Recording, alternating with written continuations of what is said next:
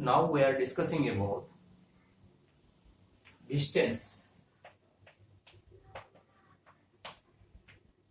So, what is the distance?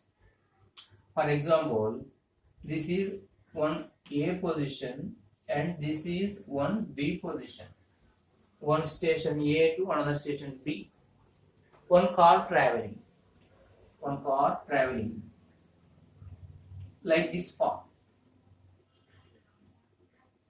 So, length of the path is called distance.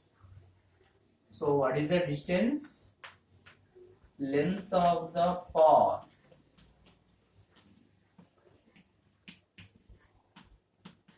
is called distance. For example, in this way it is traveling. Similarly, in this way traveling. You take this x, y, z. Different paths are having different distances. But shortest path you take straight line segment joining with A and B positions. That is called displacement. So, what is the displacement? Displacement is the shortest length of the path. One path x, one path y, another path z. Straight path is k. So that straight path represents displacement.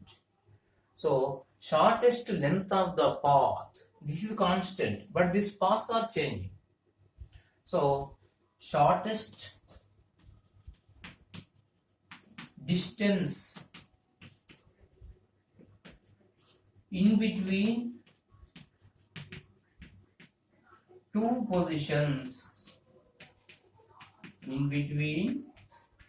positions is called displacement.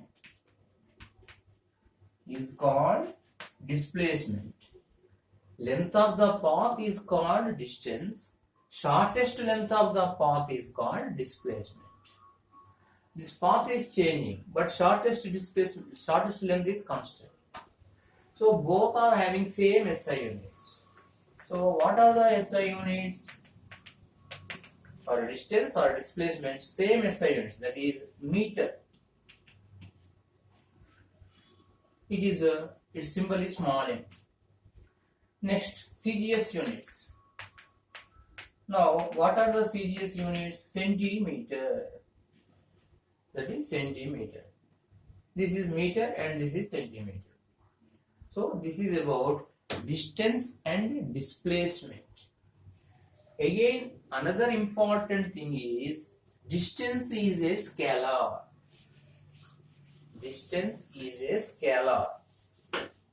So what is the distance?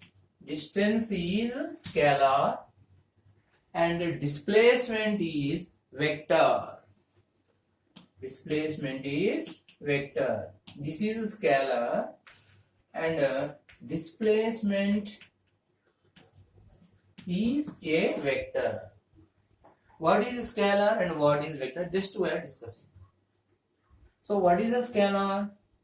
Which physical quantity having only magnitude, no direction, and following simple algebra. That is called scalar. What is scalar? Scalar means which physical quantity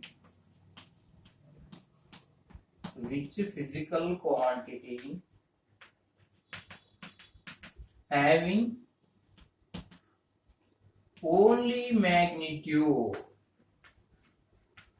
only magnitude and no direction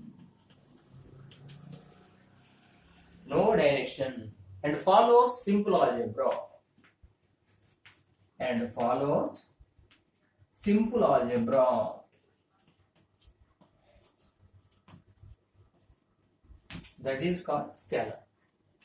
Scalar having only magnitude, no direction. 2 plus 3, 3 plus 2, like that things belongs to simple algebra. This is about scalar. Next, displacement is a vector. What is the vector?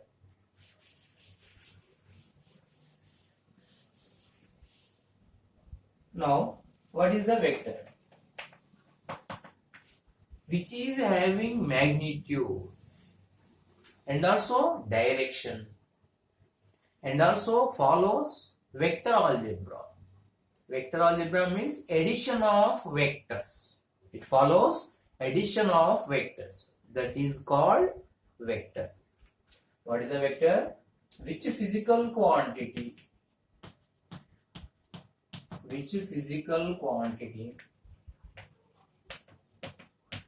having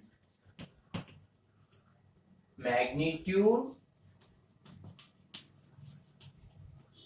and also direction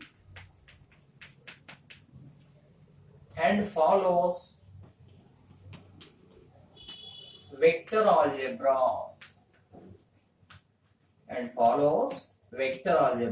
Vector algebra means addition of vectors. Follows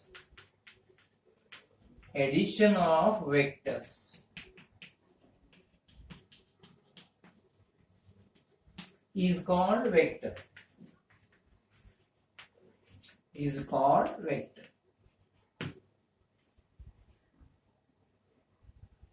So distance is a scalar, displacement is a vector. Okay, next we are discussing about frame of reference. Next topic is frame of reference.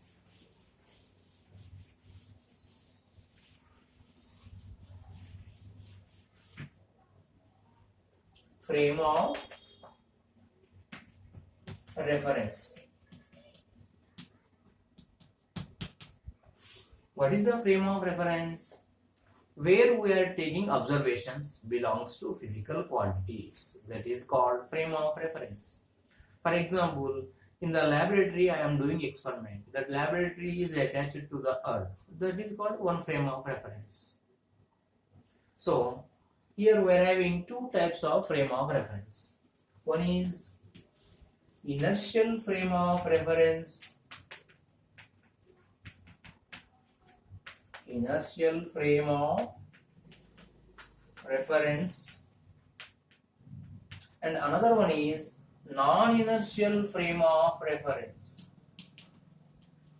Non-inertial frame of reference.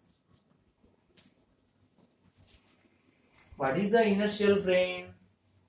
Which frame is at rest or moving with uniform velocity.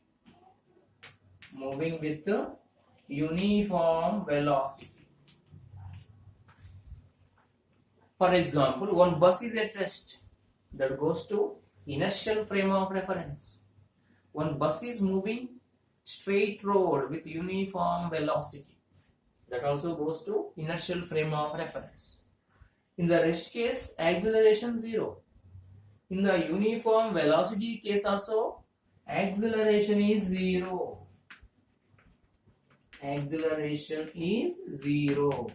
Simply, which frame of reference acceleration is 0? That frame belongs to inertial frame of reference. Similarly, for example, one bus is traveling along straight road with constant acceleration. It is having some acceleration. Example, 2 meters per second square or 3 meters per second square.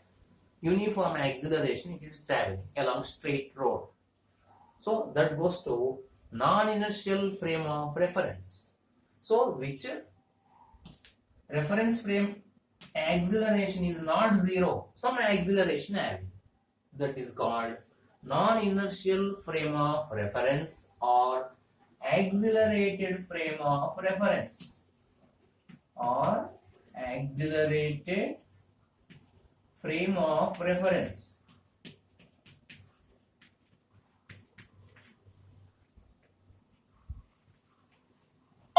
So this is called accelerated frame of reference or non-inertial frame of reference.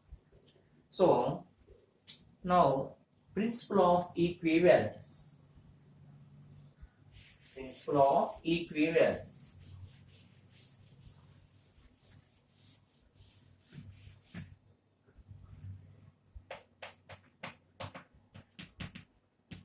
Principle of equivalence. If we do an experiment in the identical conditions, for example, I am finding time period of a simple pendulum in a moving bus with a uniform velocity, or that bus is at rest. In that I am doing experiment that belongs to inertial frame of reference. Similarly, what is the acceleration due to gravity? 9.8 meter per second square. So, if that bus is at rest also, on that what is the 9.8 meter per second square acceleration due to gravity effect is there. Same condition artificially I am creating. For example, one rocket moving upward. How? 9.8 meter per second square acceleration. This condition I am creating. So, in this rocket, I am doing experiment. Same simple pendulum. And finding time period. Having same length. Here also same, here also same. Length same, everything same. At that time, I am getting same time period. So, in the identical conditions, if you do one experiment in inertial frame and a non-inertial frame, result is the same. This is called principle of equivalence. This was verified by scientist Einstein. This is called principle of equivalence.